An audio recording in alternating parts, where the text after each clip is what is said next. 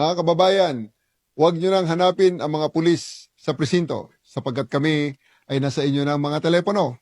Dial 911, darating kami sa loob ng 5 minuto. Lilingkod sa bawat Pilipino at magbibigay ng tamang impormasyon para sa tahimik at maayos na Pilipinas. Police News Network, alagad ng batas, tagapagtaguyod ng balitang pulis, sandigan ng mamamayan, patnubay ng katotohanan. Na Kampo Krame, maghahatid ng pinakahuling kaganapan at nagbabagang balita. Ito ang PNN Police News Network. At ngayon, ang inyong mga tagapagbalita. Magandang araw, bagong Pilipinas. Kami ang inyong alagad ng batas, tagataguyod ng balitang pulis, Patrolman Julius Sam Acad. At ngayong araw, makakasama po natin bilang guest co-host si Seaman First Class Jel Ivory, Manzanades, Philippine Navy. Magandang araw sa iyo, ma'am. Magandang araw din po, sir. Bago po ang lahat, nais ko lang pong magpasalamat sa Philippine National Police sa pagbibigay ng oportunidad na kami po ay inyong makasama dito sa inyong programa. Kami po ay maghahatid sa inyo ng tamang balita, kwento ng pulis at serbisyo para sa mamamayan. At ito ang PNP News Online. Ang pangunahing balita ng Police News Network. Alagad ng batas, tagataguyod ng balitang pulis.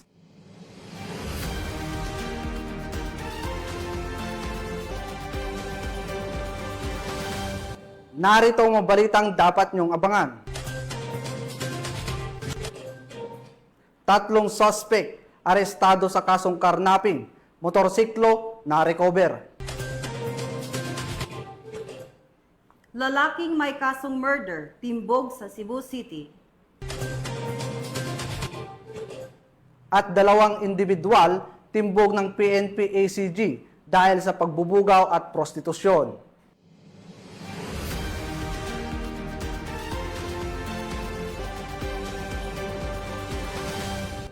Narito ang mga balitang hatid ng ating PNN correspondents mula sa iba't ibang panig ng bansa.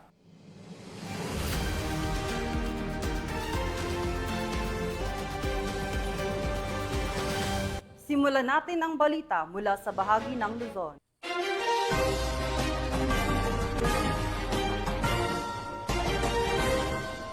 Bagsak sa kamay ng batas ang top 1 most wanted person sa bayan ng Kawayan, Ilocos Sur na naharap sa kasong 3 counts of lascivious conduct. Sa bisa ng warrant of arrest, matagumpay siyang naaresto ng mga operatiba ng Kawayan Municipal Police Station bilang bahagi ng patuloy na kampanya ng PNP laban sa mga lumalabag sa karapatang pantao, lalo na sa kabataan. Police Master Sergeant Marvin J. Romero, sa report. Estado ng mga operatiba ng City of San Fernando PNP ang isang most wanted person sa barangay San Agustin, San Fernando, La Union. Kinilala ni Police Lieutenant Colonel Rogelio B. Miedes, hepe ng City of San Fernando Police Station. Ang akusado ni Alias Nardo, 49 years old, residente ng barangay Upper Banks, Barangay Puro, San Fernando, La Union. Dakong alas 3 ng hapon ng maristong nasabing akusado sa bisa ng warrant of arrest na nilagyan Honorable Robert T. Kawin, Presiding Judge, Regional Trial Court, 1st Judicial Region Branch 29, San Fernando City, La Union, sa kasong paglabag sa prostrated homicide at mayroong rekomendadong piyansang 24,000 pesos. Samantala, nasa kustodiya ng City of San Fernando Police Station ang nasabing akusado para sa tamang dokumentasyon at disposisyon. Ang tagumpay ng operasyon ay bunga ng magandang pagtutulungan ng mamamayan at ng pambansang pulisya para mas lalong mapalakas ang laban sa krimen tungo sa isang mapayapa at ligtas na bagong Pilipinas. Mula dito sa Picadillo, Ilocos Region, ako po ang inyong Police News Network Correspondent, Patrolman Dennis Carenal, alagad ng batas, tagataguyod ng balitang pulis. Maraming salamat, Patrolman Carenal. 3 suspect ang arestado ng Philippine National Police Highway Patrol Group sa paglabag sa Republic Act 10883 or the new Anti-Carnapping Act of 2016 dahil sa pagnanakaw ng mga ito ng isang motorsiklo sa Barangay Pandakaki, Mexico, Pampanga. Samantala, matagumpay namang na-recover ng HPG ang nasabing motorsiklo. Patrolman Mark Roland Feliciano sa balita.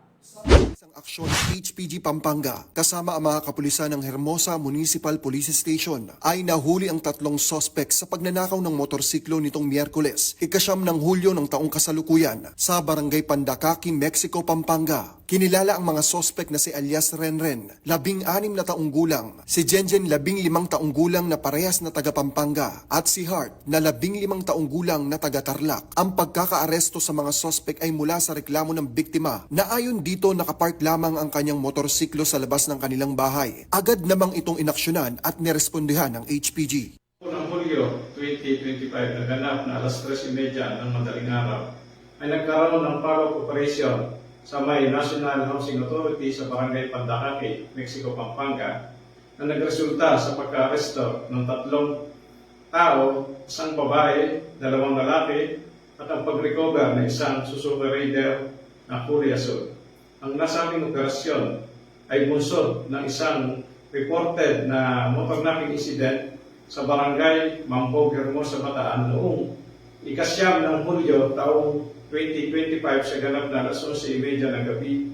Binasahan nga ang mga sospek ng kanilang karapatan sa salitang kanilang nauunawaan at ngayon ay nasa kustodiya ng Provincial Highway Patrol Team Pampanga para sa dokumentasyon at tamang disposisyon habang inihahanda ang kasong naaangkop sa mga ito. Samantala ang nasabing motorsiklo ay sasailalim sa macro etching examination at magsisilbing ebidensya laban sa mga sospek. Ito na lang ang paalala ng HPG sa ating mga kababayan.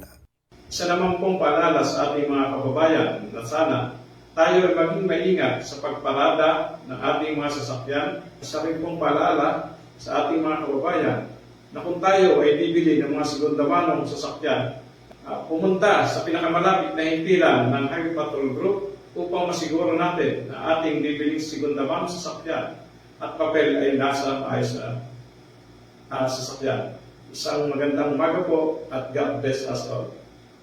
Sa anumang katanungan, reklamo o impormasyon, ang himpilan ng HPG mula Luzon, Visayas at Mindanao ay palaging bukas upang kayo'y tulungan. Kami ang Guardian of the Highways, ang kakampi nyo sa kalsada na patuloy na magbibigay ng serbisyong HPG. Dahil dito sa ating bagong Pilipinas, ang gusto ng pulis, ligtas ka. At sa iba pang balitang serbisyong HPG, tumutok lamang sa aming YouTube channel at Facebook page na Police News Network. Mula sa tanggapan ng kakampi nyo sa kalsada at sa pamumuno ng aming buting direktor, Police Brigadier General Eliazar P. Mata. Ako po ang inyong PNN correspondent, Patrolman Mark Roland Feliciano para sa Police News Network. Alagad ng batas, tagataguyod ng balitang pulis. Maraming salamat, Patrolman Feliciano. Walang takas ang isang high-value drug suspect matapos siyang madakip sa ikinasang buy-bust operation ng mga otoridad sa San Fernando, Pampanga. Ang report mula kay Patrolwoman Lexine Reyes Sawiran.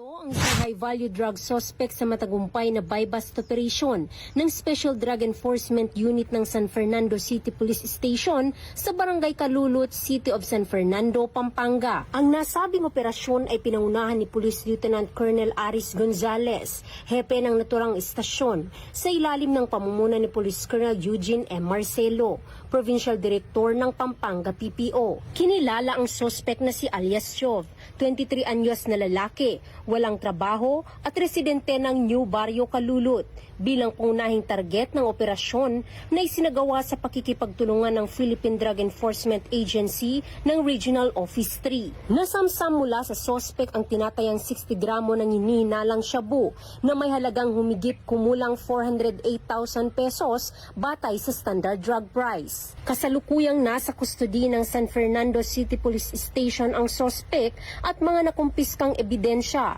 habang inihahanda ang kasong paglabag sa Republic Act 9165 o ang Comprehensive Dangerous Drugs Act of 2002. Ito ay bahagi ng pinaigting na kampanya kontra ilegal na droga sa ilalim ng direktiba ni Police Brigadier General Ponce Rogelio I. Peñones Jr., Regional Director ng Police Regional Office 3. Patuloy ang kapulisan ng Gitnang Luzon sa masusing pagbabantay at aksyon upang mapanatili ang kapayapaan at kaligtasan sa lungsod at sa buong rehiyon. Mula dito sa Gitnang Luzon, ako ang inyong PNN correspondent, Patrolwoman Lexine Reyes A. Sawiran, alagad ng batas, tagataguyod ng balitang pulis. Maraming salamat, Patrolwoman Sawiran. Umiikot hindi lamang gulong, kundi pati na ang diwa ng pagkakaisa habang matagumpay na isinagawa ng Ifugao Police Provincial Office ang isang makulay na fun bike activity bilang bahagi ng pagdiriwang ng ika-30 na Police Community Relations Month at pagpapatibay ng suporta ng PNP Wellness Program. Yan ang balitang hatid ni Patrolwoman Charlene Rose Gumangan. Ay na idinaos ng Ifugao Police Provincial Office ang isang makabuluhang fun bike bilang bahagi ng pagdiriwang sa ika-30 Police Community Relation Month at bilang suporta sa PNP Wellness Program nito lamang Hulyo 2025. Ang naturang aktibidad ay pinangunahan ni Police Colonel Jeremias G. Oyawon, Provincial Director ng Ifugao Police Provincial Office, katuwang ang mga kalahok mula Ifugao State University, Ifugao Mountain Bikers, Batang Lagawe Cycle Team, at mga miyembro ng lokal na komunidad. Nagsimula ang rota sa Ifugao Police Provincial Office Ground pababa sa Ibulaw Bridge, papunta sa Barangay Hukab, Kiangan, at tumawid pabalik sa IPPO sa pamamagitan ng Barangay Kaba, Lagawi Road. Kinilala ng Ifugao Police Provincial Office at nagbigay ng mga token ang tatlong nangunang kalahok sa civilian category na sina Ginang Christine Henry T. Mission, BJ D. Boboban, at Pablito J. Tindungan Jr. Kinilala din ang tatlong nagwagi sa uniform category na sina Police Major Rodolfo T. Fatug, Police Executive Master Sergeant Marlon D. Abuan, at si Police Major Miles S. Forayang. Bukod pa rito, isang espesyal na parangal ang ibinigay sa isang 76 taong gulang na nagtatapos, si Ginoong Alberto T. Lumawi, bilang pinakamatandang kalahok, habang kinilala din si Miss Trixie G. Pinkihan bilang top female finisher. Sa kanyang mensahe, pinahayag ni Police Colonel Oyawon ang kanyang taus-pusong pasasalamat sa lahat ng kalahok, lalo na sa mga miyembro ng mga komunidad na naglaan ng oras upang suportahan ang kaganapan. Ang mga aktibidad tulad nito ay hindi lamang nagtataguyod ng kalusugan at kagalingan, kundi pinapalakas din ang ugnayang nagbubukod sa atin. Ang aktibidad ay dinisenyo ng Ifugao PNP upang higit na mapatibay ang ugnayan ng pulisya, partners, stakeholders at komunidad. Mula dito sa bayan ng Lagawe, ako ang iyong PNN correspondent, Patrolwoman Charlene Rose Gumangan, alagad ng batas, tagataguyod ng balitang pulis. Maraming salamat, Patrolwoman Gumangan. Tunghayan naman natin ang mga balita mula sa Visayas.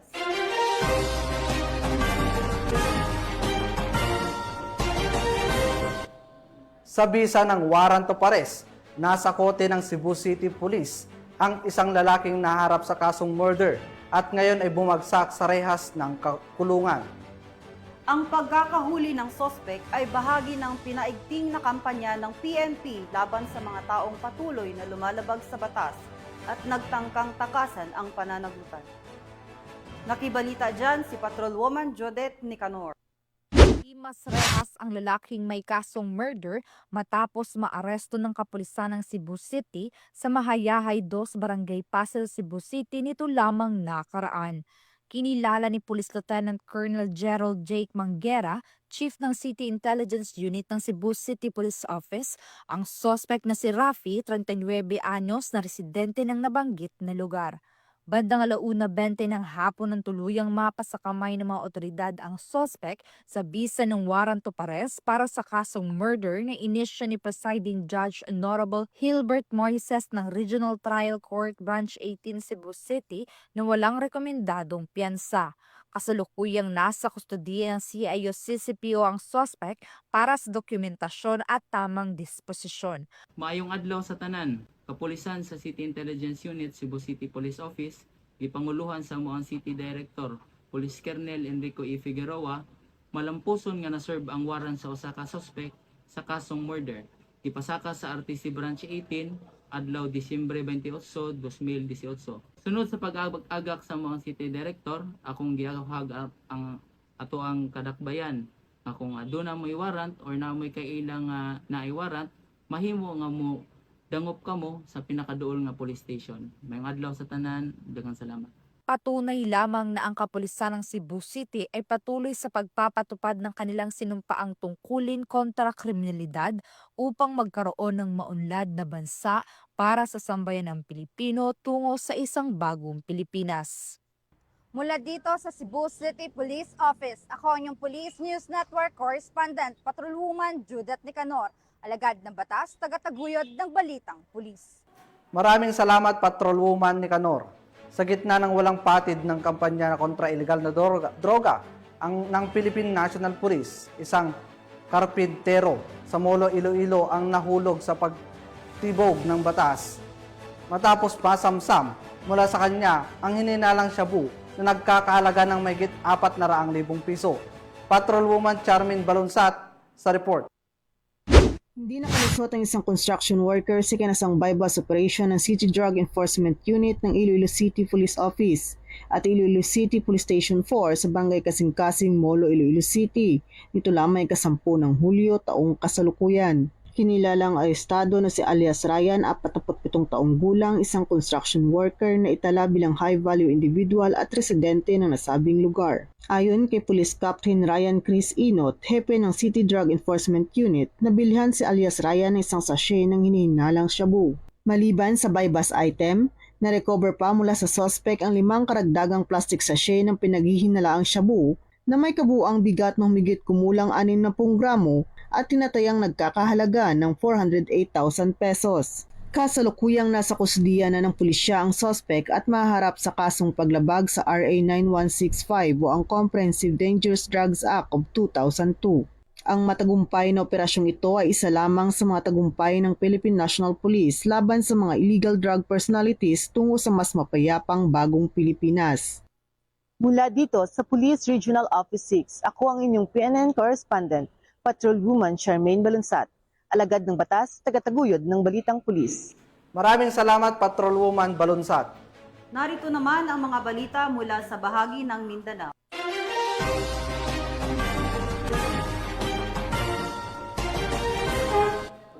Isang hininalang drug den ang tuluyang nabuwag sa bisa ng sinagawang anti-illegal drugs operation ng mga otoridad sa Misamis Oriental. Sa naturang operasyon, 3 individual ang naaresto na hinihinalang sangkot sa pagpapatakbo ng illegal na aktibidad. Nakatutok dyan si Patrolwoman Riza Sahonia. Matagumpay na nabuwag ang isang drug den kasabay sa pag-aresto ng 3 individual na mga sangkot sa illegal na droga sa isinagawang anti-drug operation ng Provincial Drug Enforcement Unit 10, PDEA 10 at Upol Municipal Police Station sa Barangay Malanang, Upol, Misamis Oriental nitong ika-9 ng Hulyo taong kasalukuyan. Sa isinagawang anti-drug operation ng mga operatiba ay matagumpay na nabuwag ang isang drug den at pag-aresto ng 3 suspect na nakuhanan ng 8 gramo ng hinihinalang shabu na may standard drug price na 54,400 pesos. Naharap ang mga suspect sa kasong paglabag sa RA 9165 o Comprehensive Dangerous Drugs Act of 2002. Mula dito sa Northern Mindanao, ako ang inyong Police News Network correspondent, Patrolwoman Riza Sahonia, alagad ng batas, tagataguyod ng balitang pulis. Maraming salamat, Patrolwoman Sahonia. Hindi umubra ang online modus ng 2 individual na sangkot umano sa pambubugaw at prostitusyon matapos silang arestuhin ng Regional Anti-Cybercrime Unit Bangsamoro Autonomous Region sa isang kinasang entrapment operation. Magbabalita dyan si Patrolwoman Mary Grace Artizuela. Arestado ang 2 individual na sangkot sa pambubugaw ng mga Cababato City Police Office, ang isang entrapment operation sa poblasyon sa Cotabato City na nagresulta sa pagkakahuli kina alias Sean at alias Pia. Si alias Sean ay nahaharap sa kasong paglabag sa Article 341 o White Slave Trade ng Revised Penal Code, habang si alias Pia naman ay sinampahan ng kasong paglabag sa Article 202 o Prostitution na may kaugnayan sa Republic Act 10175. Kasalukuyang nasa kustodiya ng RACOBAR ang mga suspect para sa kaukulang dokumentasyon at agarang pagsasampan ng kaso. Pinapaalalahanan namin ng publiko na pagbubugaw para maipagtali kay isang anyo ng human trafficking. Ito ay isang mabigat na krimen na may kaukulang parusa sa ating saligang batas. agad itong i-report sa mga otoridad upang matulungan ang mga biktima at mapanagot ng mga lumalabag sa batas. Mula dito sa Campo Crame, ako ang inyong PNN correspondent, Patrolwoman Mary Grace Artizuela, nagbabalita para sa Police News Network, alagad ng batas, tagataguyod ng balitang pulis. Maraming salamat, Patrolwoman Artizuela. Hindi nakalusot sa masusing pagbabantay ng kapulisan ang isang lalaking drug suspect matapos mahulihan ng hinihinalang shabu sa isinagawang checkpoint operation sa Banuan, Davao City. Nakibalita dyan si Patrolwoman Bername Lapos. Arestado ang isang lalaki matapos mahulihan ng hinihinalang shabu sa isinagawang checkpoint sa Barangay Lasang, Bunawan District, Davao City nitong Hulyo 10 taong kasalukuyan bandang alas 9 ng umaga. Kinilala ni Police Major Janos Macliing, Acting Station Commander ng Bunawan Police Station, ang suspect na si alias Yusuf, 29 anyos, isang karpentero na residente sa Puro 14, Dilox, Tibungco, Davao City. Ayon pa kay Police Major Macliing, habang isinasagawa ang checkpoint ng mga tauhan ng Bunawan Police Station, nakuha mula sa suspect ang isang sachet na pinaghihinala ang shabu na nagkakahalaga ng 14,416 pesos. Samantala, ang suspect ay kasalukuyang nasa kustodiya na ng nasabing istasyon at maharap sa kasong paglabag sa RA 9165 o ang Comprehensive Dangerous Drugs Act of 2002. Ang Police Regional Office 11 ay nananatiling matatag sa kanilang mandato na labanan ang lahat ng uri ng iligal na aktibidad sa layuning mapanatili ang katahimikan at kaayusan sa buong rehiyon. Mula dito sa Rehiyon 11, ako ang inyong PNN correspondent, Patrolwoman Bername Lapus, alagad ng batas, tagataguyod ng balitang pulis. Maraming salamat, Patrolwoman Lapus. Nagwakas na sa pagtatago ang isang lalaki na kabilang sa talaan ng top 7 most wanted person matapos itong maaresto ng mga otoridad sa General Santos City kaugnay ng kasong act of lasciviousness. Patrolwoman Jovelyn Dodoso sa balita. Ang top 7 most wanted person city level sa kasong acts of lasciviousness ng General Santos City PNP sa Purok 7, Barangay Batumilong, General Santos City. Kinilala ang suspect na si alias Tonyo, 19 anyos, walang asawa at residente sa nasabing lugar. Naging matagumpay ang operasyon dahil sa pinagsanib na puwersa ng Police Station 8 General Santos City, katuwang ang iba't ibang personahe ng Police Regional Office 12. Bandang 1:30 ng hapon, naaresto ang suspect sa bisa ng warrant of arrest sa kasong acts of lasciviousness sa ilalim ng Republic Act 7610 na may inirekomendang piyansa na may halagang 180,000 pesos. Patuloy ang Police Regional Office 12 PNP sa mas pinaigting na kampanya kontra kriminalidad.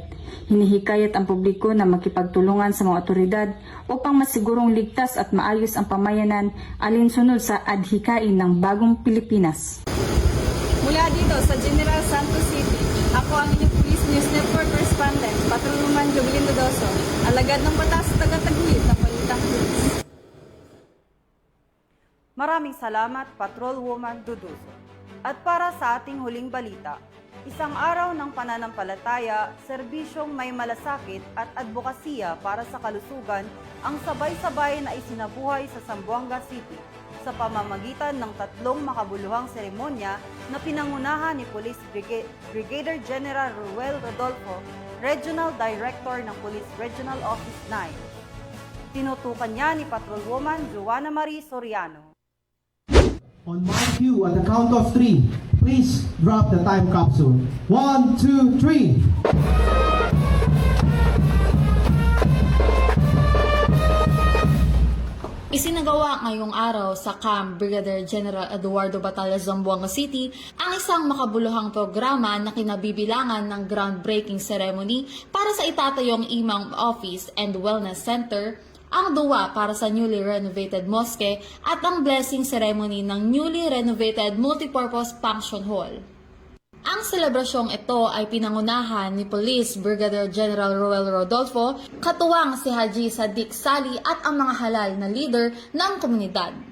Ang itinatayong Imam Office and Wellness Center ay layong magsilbing sentro para sa gabay espiritual at kalusugan ng mga kapatid nating Muslim sa loob ng kampo, isang hakbang patungo sa mas holistikong paglingap sa kapakanan ng bawat isa.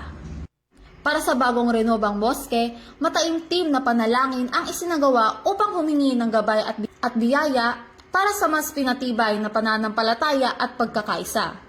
Kasabay nito, formal na binisbasan ang newly renovated multipurpose function hall na inaasahang magiging tahanan ng mga pagsasanay, pagpupulong at community engagement program ng Police Regional Office 9. Isinabay rin sa pagpapasinaya ng mga satellite offices ng COA at PIA bilang bahagi ng pagpapalakas ng transparency at serbisyo publiko. Ang buong aktibidad ay sumasalamin sa tunay na diwa ng pagkakaisa ng kapulisan at komunidad, isang sama-samang paglalakbay tungo sa kapayapaan, kabutihan at kaunlaran. Mula dito sa Zamboanga Peninsula, nagbabalita, ako ang inyong PNN correspondent, Patrolwoman Joanna Marisoriano, alagad ng batas, tagataguyod ng Balitang Pulis. Maraming salamat, Patrolwoman Soriano. At yan ang mabalitang nakalap ng ating PNN correspondents mula Luzon, Visayas at Mindanao. At bago tayo magtapos, ang aming taos-pusong pasasalamat sa mga walang sawang sumusuporta sa ating programa at syempre sa ating guest co-host ngayon na si Seaman First Class Jel Ivory Mansadanes na mula sa Philippine Navy. Baka may gusto po kayong batiin o pasalamatan, ma'am. Thank you din po, sir.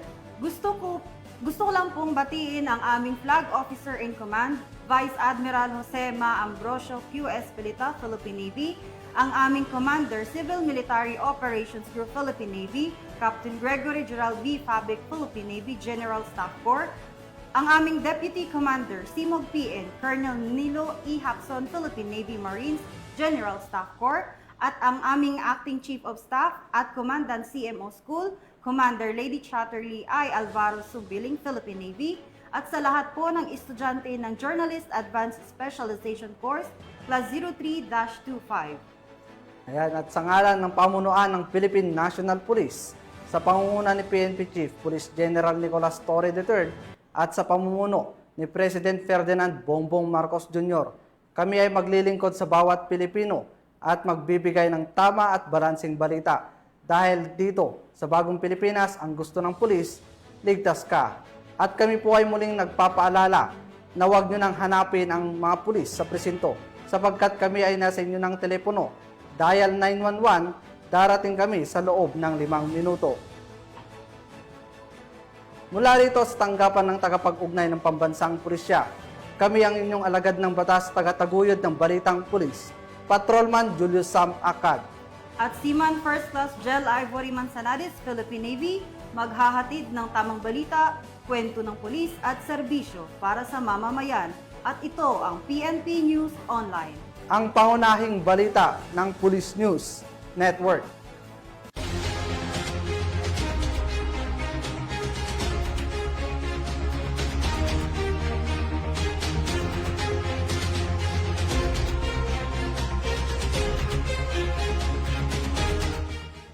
Police News Network, alagad ng batas, tagapagtaguyod ng balitang pulis.